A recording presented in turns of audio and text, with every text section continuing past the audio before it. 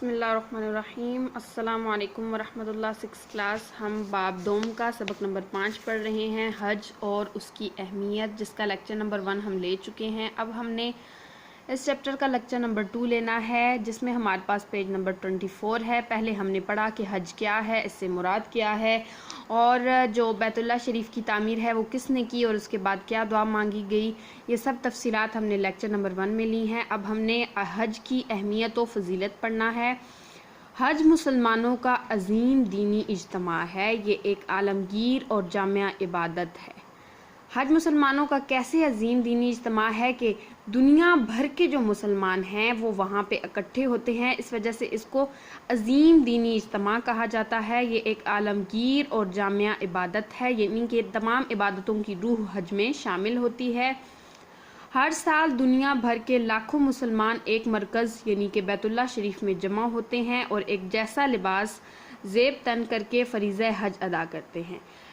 یعنی کہ جو جس ملک سے آتا ہے ان کا اپنا لباس ہوتا ہے، ان کی اپنی زبانیں ہوتی ہیں، لیکن جیسے ہی وہ حج کی نیت سے آتے ہیں اور حج کا فریضہ ادا کرتے ہیں تو تمام مسلمان ایک جیسا لباس پہنتے ہیں اور فریضہ حج ادا کرتے ہیں۔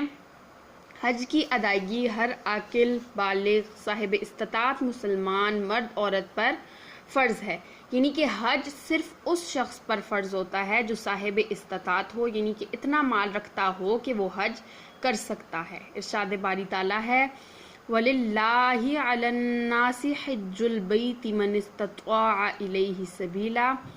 ترجمہ کہ لوگوں پر خدا کا حق ہے کہ جو اس گھر تک جانے کا مقدور رکھے اس کا حج کرے، یعنی کہ جو وہاں پر جانے تک استطاعت رکھتا ہو، قدرت رکھتا ہو، اس کو چاہیے کہ وہ حج کرے۔ دین اسلام میں حج کو بہت اہمیت حاصل ہے۔ حج ادا کرنے والوں کے لیے بہت زیادہ ثواب ہے، لیکن استطاعت کے باوجود حج ادا نہ کرنے والوں کے لیے سخت وعید بھی ہے۔ حضرت علی رضی اللہ تعالیٰ عنہ سے روایت ہے کہ حضور اکرم صلی اللہ علیہ وآلہ وسلم نے ارشاد فرمایا کہ جو شخص استطاعت کے باوجود حج نہیں کرتا اس کے لیے اس بات میں کوئی فرق نہیں کہ وہ یہودی ہو کر مرے یا نصرانی ہو کر مرے، یعنی کہ اگر کوئی شخص صاحب استطاعت ہے، اس کے پاس اتنا مال ہے کہ وہ حج کر سکتا ہے، اس کے باوجود وہ حج نہیں کرتا تو اس بات میں کوئی فرق نہیں ہے کہ وہ یہودی ہو کر مرے یا نصرانی ہو کر مرے۔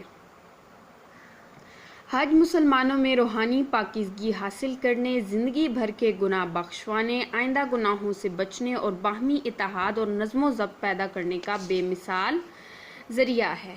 اب ہم دیکھتے ہیں کہ روحانی پاکیزگی کا کیسے ذریعہ ہے۔ جب انسان اللہ تعالیٰ کے گھر میں اللہ تعالیٰ کی عبادات خشوع و خضوع سے ادا کرتا ہے تو وہ روحانی طور پر پاکیزہ ہو جاتا ہے اور زندگی بھر کے گناہ کس طرح سے بخشوائے جاتے ہیں۔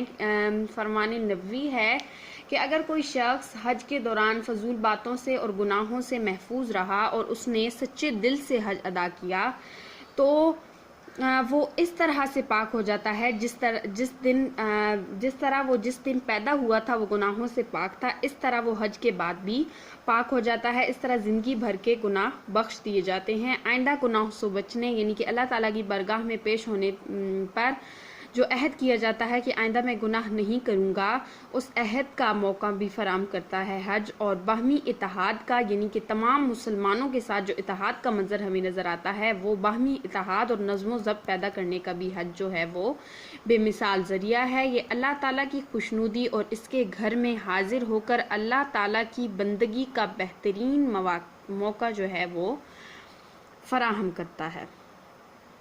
حج کے بے شمار روحانی اور دنیاوی فوائد ہیں۔ ہم نے اہمیت و فضیلت پڑھ لی ہے، اب ہم اس کے فوائد پڑھنے لگے ہیں کہ اس کے کون کون سے روحانی اور دنیاوی فوائد ہیں۔ حج کے عمل سے اللہ تعالیٰ کے ساتھ خاص وابستگی کی تربیت حاصل ہوتی ہے، یعنی کہ جب کوئی بھی انسان حج ادا کرتا ہے تو اس کی اللہ تعالیٰ سے ایک خاص وابستگی سی پیدا ہو جاتی ہے۔ مختلف ممالک سے مکہ مکرمہ پہنچنے والے مسلمانوں کو حج کے ذریعے اللہ تعالیٰ کے گھر میں لبیک کہنے اور اجتماعی عبادت کرنے کا سنہری موقع میسر آتا ہے۔ نیز طویل سفر کرنے کے دوران سیر و سیاحت کا بھی وسیع تجربہ ان کو حاصل ہوتا ہے۔ یعنی کہ دنیا بھر کے مسلمانوں کو اجتماعی عبادت کرنے کا موقع حج کے دوران ہی میسر آتا ہے، اور جب انسان اتنا طویل ایک ملک سے دوسرے ملک تک سفر کر رہا ہوتا ہے تو اسے جو ہے سیر و سیاحت کا بھی ایک بہت بہترین موقع جو ہے وہ فراہم آتا ہے۔ تو اس سے آگے ہم اس کے فوائد لیکچر نمبر 3 میں انشاءاللہ پڑھیں گے۔